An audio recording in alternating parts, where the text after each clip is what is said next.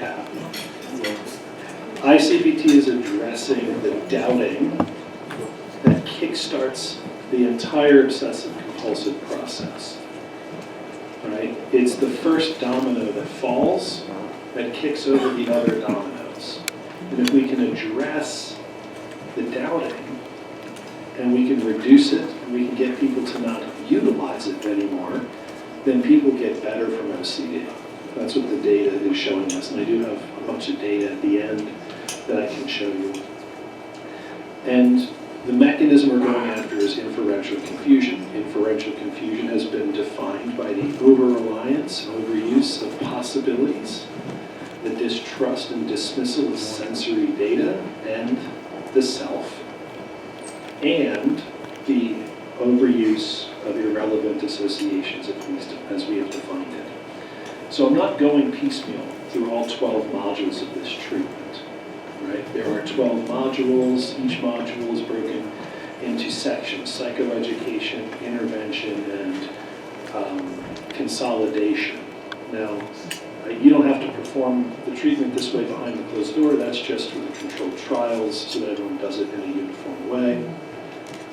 So when we start looking at hearsay, general rules, personal experiences, overuse of possibilities, emotional reasoning, these are all parts of why obsession with doubt is trusted, why it's sticky, why it's different than normal doubt, why people can't just dismiss it even though they intellectually know this isn't rational, because they're actively being hooked by these processes and pulled into this absorbing narrative, and they're getting lost.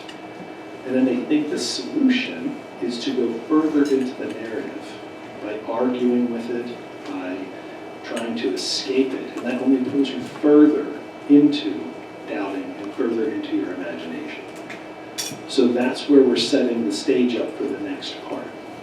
So there may very well be other parts of inferential confusion as we keep measuring this year after year, but up until this point, the inferential confusion has been being measured since the late 90s, early 2000s. This is how they're constructing it so far. We can go to the next slide. So, how do we spot inferential confusion? This is really sort of take-home clinical useful stuff for people in the room. You must listen to the story. The story is not something that we're trying to get through. We're not trying to be performative in listening to it. We're not checking off a list. I listened to the story, and now what's next? Let's get to the real stuff. This is the real stuff. One must listen to the story to find where the inferential confusion is hiding and how it's using information against the person. Against what? Against their normal detection of reality. How is it seducing them away from reality? So it's with the story. I would do this with each presentation of OCD that comes your way, not just do it once and then performatively or ceremonially refer to it. Each new form of OCD has a story full of reasons. So step one, listen to the story. Step two, apply the sequence. This is something we want our clients to be able to do as well as we can do it. Can you sequence this out? So if a client emails me between sessions that they got provoked or that something new popped up, one of my first questions to them is, can you sequence this out after you write the story? So write your story in an email, and then after the story, draw me the sequence. That's what I'm going to ask them to do. After you've found the sequence, find the doubt. Now notice I didn't call it an obsessional doubt because I don't know that it's an obsessional doubt. Chances are it is an obsessional doubt because they're coming to see you, they've been diagnosed with OCD, they have a Y-box score that is very suspiciously high for someone who wouldn't have OCD. So you got to find the doubt. Be curious about how they arrived at that specific doubt. I like to say the clinical utility in the room is that you might not have their OCD. And so if you're not convinced of what their conclusion is, I would say that. So a client would say to me, I think I'm contaminated, or I think I'm a pedophile, or I think, I'm a serial killer, or whatever it is. I think this isn't reality, and I'm just living in the matrix. I would say, I don't buy it. I'm not picking up what you're putting down. What would it take for me to come over to your side? You've told me everything. Did you leave anything out? Maybe we should go through your story again. Let your OCD come up with more reasons. But once we exhaust the reasons, once we go through the story, the client's like, that's it, that's why I believe it, I say, I don't buy it. That sounds like reassurance, doesn't it? It is. It's also reality, which is a pretty useful tool to bring into the room while we're imagining things. I don't believe it, I don't buy it, I'm not on the same conclusion train that you're on, and I have all the same information you have. So, what would it take for me to come to your side? And the client already knows the answer. Well, you're probably going to say you'd have to see something or hear something. Well, it's interesting that you would say that because that's exactly what it would take. And isn't that what it would take if I told you that Bigfoot was living in my backyard? It's possible. People have seen Bigfoot. There's documentaries about Bigfoot across cultures. But what would you need to believe that it was living in my backyard? Something more than possibilities, irrelevant associations, out of context facts, emotional reasoning. You need something more. Why is it different for OCD? And we all know it's not. We all know already the client has OCD.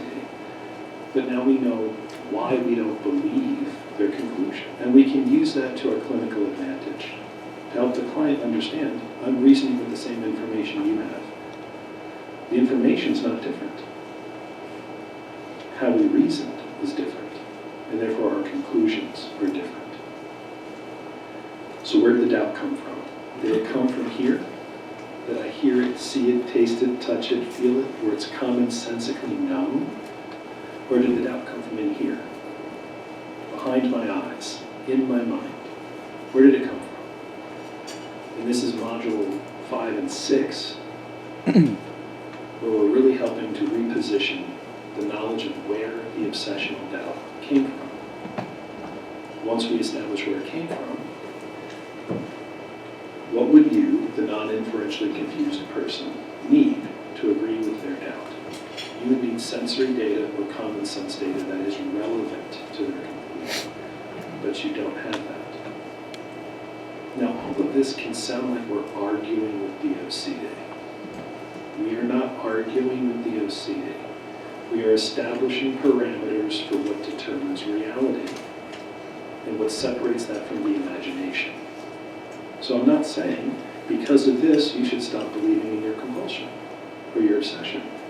I'm saying that it didn't come from your 5 senses or your common sense, that it's not relevant to reality. Do we agree? Now, what are the implications for that? If it didn't come from reality, if all of your arguments are not relevant to that conclusion, if you couldn't separate this argument from Bigfoot living in my backyard based on your reasoning, what are the implications? The implications are that it's false. And that's what we're trying to help the client come to, that their obsessional doubt was arrived at through faulty processes and therefore is itself false in the here and now. Now, consequences, like I could die, something bad could happen to me, are always possibly true in the future, but that's also irrelevant. What's possibly true requires something in the here and now to make it relevant to the here and now. So when we help the client understand, we go into the reasoning process, we pull it apart, we help them realize they already do this everywhere else implicitly. I mentioned reality sensing before. People with OCD know, outside of their OCD themes, that they trust their senses. They just don't know that it's how they come to know things. People would say, I have intuition. Intuition is how you read nonverbal cues through a lifetime of learning and trusting common sense. It's not a magical process.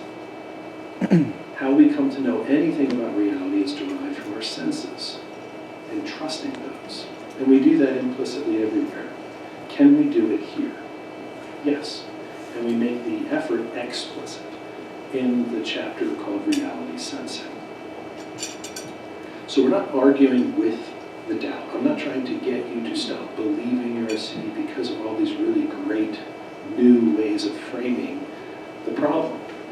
You reasoned yourself into the doubt. I'm not trying to help you reason out of it. I'm trying to help you stop reasoning yourself into it. It's different. Trying to reason yourself out of obsessions is difficult because it's self-propelling. It's whatever the word is that I'm thinking of, amplifying. The more you argue with it, the further into it you're going to get. We know that arguing content can be really unproductive with OCD. But if you realize you argued your way into the problem to begin with, and you can trace this back, and then we can learn how to spot the difference. Arguing from reality makes sense. Arguing from imagination doesn't. Maybe the fork in the road for some of these clients is to spot that tell, to learn how the magician does the trick. When I was having lunch with some colleagues, I used the example, how do you think that Penn and Teller feel watching a Chris Angel show? Penn and Teller are famous magicians. Chris Angel is a famous magician. Do you think they sit at each other's shows and go, how does he do it? It's magic. They're like, clever. I know how he did it. The same way a director watches their own movie. They're like, yeah, the dinosaur wasn't real. Right? They don't watch it in the same absorbed state because they've already started down a different path. They have different knowledge starting out. With people with OCD, we can help them arrive at that place where they also have that same insider knowledge about what's real and what's imagined. And they might not walk into the obsession anymore. Next slide.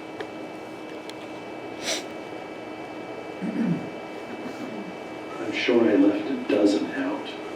Right? There's probably unicorn OCD, chandelier OCD, microphone OCD, presenter OCD. It's all just kind of silly because it's just OCD. Right? And if you've been in the field a long time, you've seen our OCD show up. Where the hell did that come from? You know, it's not a known symptom dimension of OCD.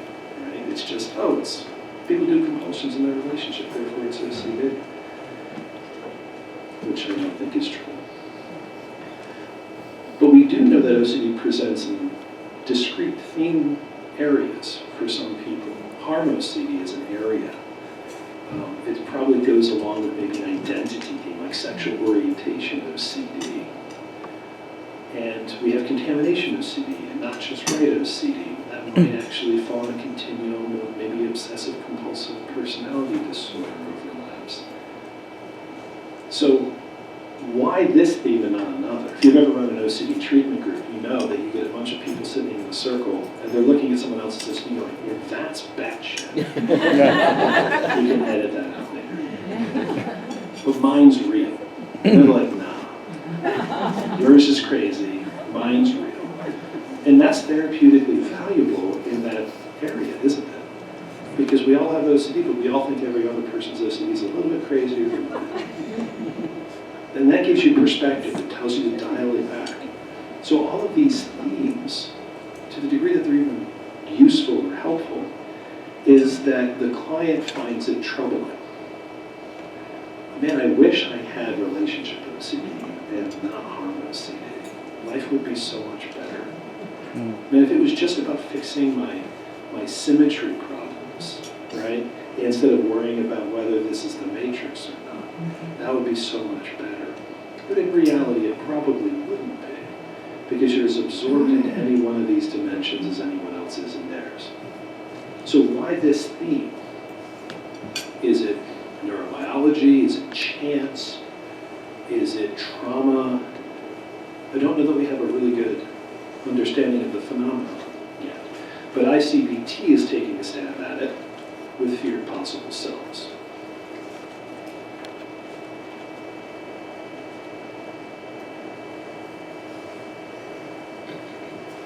The feared possible self is a story about who you are or a story about who you could become that you are immersed in and absorbed by, and you might not even know. The fear of possible self is an inferentially confused, constructed story about who you are or who you could secretly be. It is operating below the radar. We're not necessarily aware of it, but it is what creates the hypervigilance for present moment cues. So if I think I'm the kind of person who's prone to negligence, the kind of person who's prone to irresponsibility, the kind of person who's prone to bad luck, I might be on the lookout hypervigilantly in my day-to-day activities. And if something props up, a reason to focus on that, like driving over a bump on the street, I might already be inside of a narrative that's inferentially confused. And then I extend that inferential confusion reasoning to the pothole. So it's not like the inferential confusion just shows up out of the blue, randomly applied. It was already happening with the negligent self-story. And here's a moment where negligence was provoked. I didn't expect to run over a bump because I didn't expect that I felt negligent. Uh-oh. And now the inferential confusion reasoning starts with the pothole. It's not random. It's not intrusive. Well, it might be descriptively intrusive, metaphorically intrusive. But it is a well-understood process when we break it down this way. So feared possible self in the manual is referred to as vulnerable self-theme.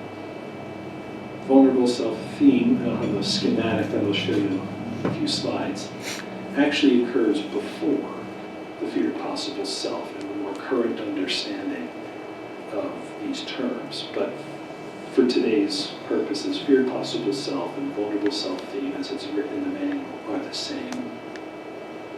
And it is opposite of who you really are. So again, if there is a before I doubt something, there's a before the pothole, and then there's an after the pothole. There's a before I am this terrible, horrible, negligent person, and then there's the after. Who you really are, and then who you doubt yourself to be. It's important for our clients to understand that because the feared possible self is the exact opposite of who you are. Right? Most people with OCD who have harm themes are very conscientious, careful, thoughtful, empathic people. And that might be one of the reasons they're prone to this theme, is that their feared self-story is that they are absolutely the opposite. So they live their life hyper-vigilantly being the opposite of negligent. Does this make sense for people the way I'm describing it? Okay, next slide. So if we're going to borrow the sequence for educational purposes, we'll take the pothole example, and we are going to try to engineer our way to the feared possible self. We already know what the obsession of doubt is. It's maybe that was a person, not a pothole. So what kind of person would think that they may have hit a person and then killed them and not try to reconcile it in some way? You're driving down the road, you hit a bump, you think it could have been a person. And the more you think about it, the more convinced you are that it could have been a person.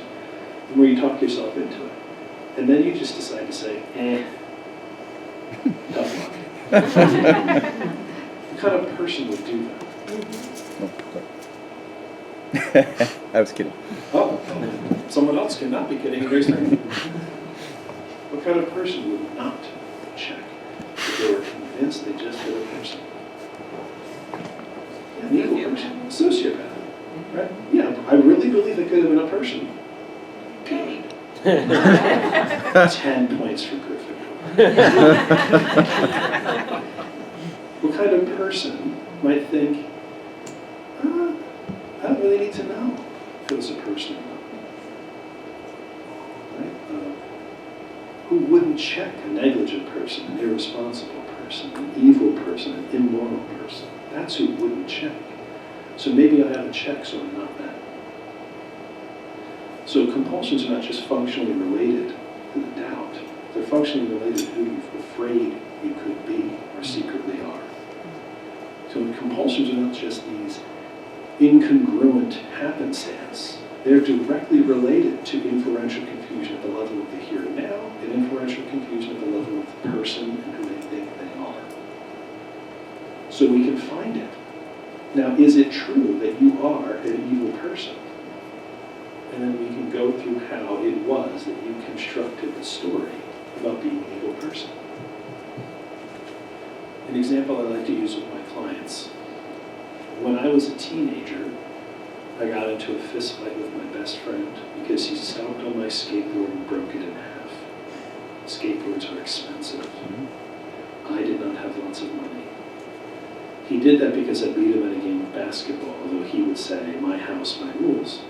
So he would say he didn't lose. And so because he broke the skateboard, I punched him in the face. And then he punched me in the face. And then we decided to keep punching each other in the face. And at some point his father got involved and someone hit his father. I don't think it was me. Flash forward a couple of years, and I get into another scuffle because a group of drunk people didn't like that I was poking fun at them at a Halloween attraction. They went down the slide head first, despite the fact that the ghoul in the mask said, feet first. And then they started crying because they landed head first into hay, and I thought that was funny. They didn't, so they decided to start a fight.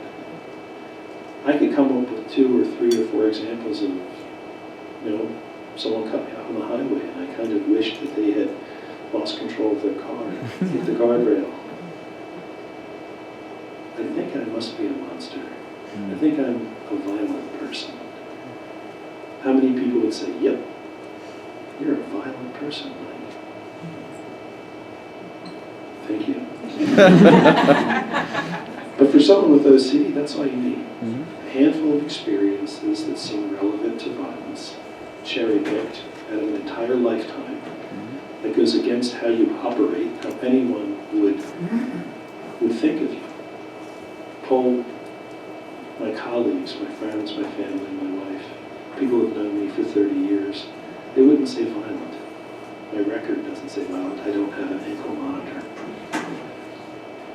Yet the feared possible self could most easily be formed if I had an inferentially confused relationship to that information. Let's go to the next slide. Touching a public door handle. What kind of person would think that there's dangerous germs on this door handle, and that they could get sick or get other people sick and not try to sanitize their hands or avoid touching their kids?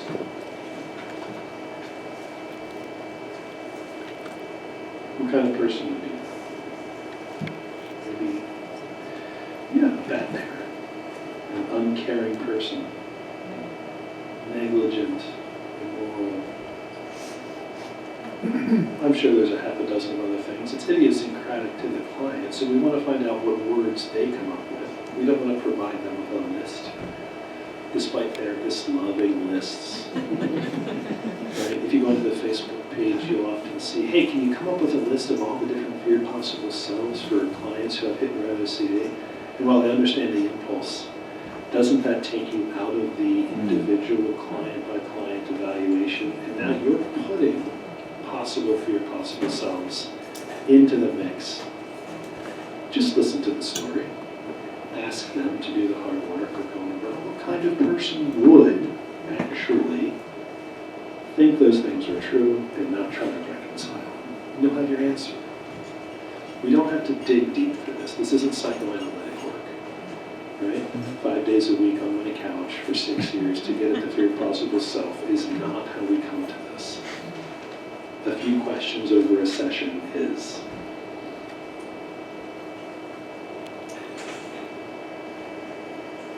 You're changing a child's diaper, you're bathing your child. What if I fondled my child's genitals? And if I did, I could be a pedophile. Who would think that these were true, feel convinced of this, and yet not try to do something to protect their kids? each presentation of OCD can be sequenced out like this. Each OCD has a story with reasons. And we can find not only where the doubt showed up in the moment, but we can find out what made that doubt salient for that person. How was it selected out of all the possible things that inferential confusion could be applied to? Because it's not applied to most. It's just applied to a few, and they are thematic. What explains it? Feared possible self could be a very strong way of predicting this. And it's treatable. The same way we treat your inferential confusion around the pothole, we can treat your inferential confusion around yourself. Because we have reality to support who you really are. We have sensory data and common sense data to support who you really are. And then we have a bunch of what ifs, maybes, might be's, and could be's supported by irrelevant data that is not relevant to that conclusion. This is all provoking questions from people. I'm happy to take a few now. So, if you, not to be too psychoanalytic about it, but especially working with teenagers or children, they don't really have such a developed sense of self yet, and often I've heard parents scream at their kid, "What are you, a monster? Why did you punch that kid?" Yeah, I think that that could very well be a moment where the self-reflection of who they could be was brought to the forefront and was interacted with in a way that got them stuck, right? Again, like, inferential confusion around the self doesn't have to just form in childhood. It can form right after you have a child. Key developmental moments in your life, at least the onset of OCD, right? Think of postpartum OCD, right? They may have had no OCD up until this point, and suddenly 29 OCD, and it's not pandas, probably. Right? Although if you do some tests, you might find some links. It's probably because a really important life event just occurred that changed who you are, and then you inferentially confused reasoning was applied to it, and you got pulled right into the story about who you are. Any other questions? I'm curious about how you would go about like tick OCD or maybe just right OCD where the narrative is not necessarily as present when you're talking about the story that's come with it. How would you go about that? So tick OCD or not just right OCD. This is where we get into a question of how do we demarcate the boundaries of OCD. And so far we don't have a really great way of doing that. Right? It's the current understanding is from a cognitive behavioral model, which might not require the separation of those things because they're working on downstream trends, right? But in ICBT, we might say, well, tics is not OCD unless there's a story, unless there's inferential confusion.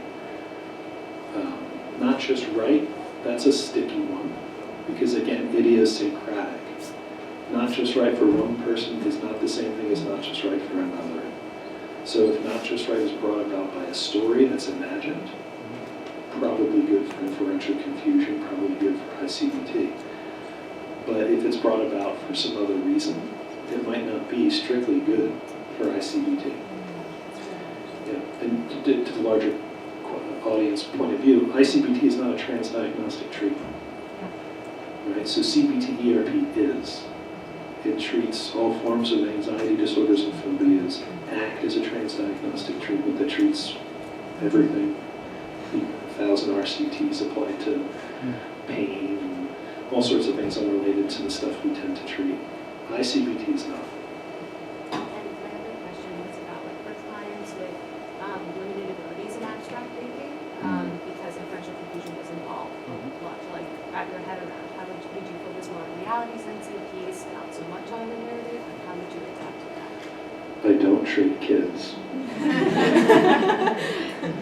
Mostly because of their parents. But I have had colleagues describe how they adapt this for kids. So I think it would require an augmentation of some sort. I don't know the details of that augmentation off the top of my head. And I will say it is a limitation of ICBT at this point. There's no trial data for kids. And I don't know that there's anything on the horizon. I'm unclear about that. There might be something in the works, but I don't know that we have a clear empirical answer to that question, other than just sort of how children people always adopt treatments to fit for kids. Because if we're talking about variable reinforcement schedules and extinction learning, that kids don't get that either. Right? Psychological flexibility is a tough one for an 8-year-old to wrap their head around. Right? You find ways to make the concepts fit in their life. The same thing should be true for ICBT. If the kid can tell the difference between a story they're making up to trick their friends and reality, then they can probably do ICBT. What if the feared possible self is something like, I'm ugly, right? So they look in the mirror like, I don't really look good, and they engage in all these stuff, the sequence, and they have compulsive behavior, then they have been rejected, and maybe someone even once said, yeah, you're not that attractive, right? How would you kind of respond to something like that? That's some quasi-mix of like subjective and objective, and has some here and now features. I would sequence it out. I would try to find out where the doubt is. So maybe the I'm ugly is a prompt. They're zeroing in on a blemish, they're zeroing in on a difference, right? And then they're concluding something far, far away from what that would normally mean or normally conclude, and how they got from point A to point B, how they crossed that bridge of this particular awareness that my face looks this way and that's not conventionally attractive, to I'm repulsive. You have to see how they bridge those two things together, and inside of there you might be able to find treatment, right? So we're not going to say you're not ugly.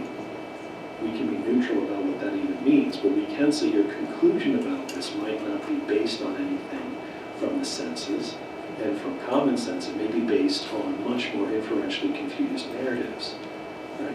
And again, if we don't find the narrative, and if we don't find inferential confusion, then we're probably looking at something else. From an ICBT lens, we wouldn't be working on trying to treat inferential confusion. If we take a look at disgust OCD, another one of these forms of OCD that seems to walk this weird line between it's really OCD and maybe it's something else, right?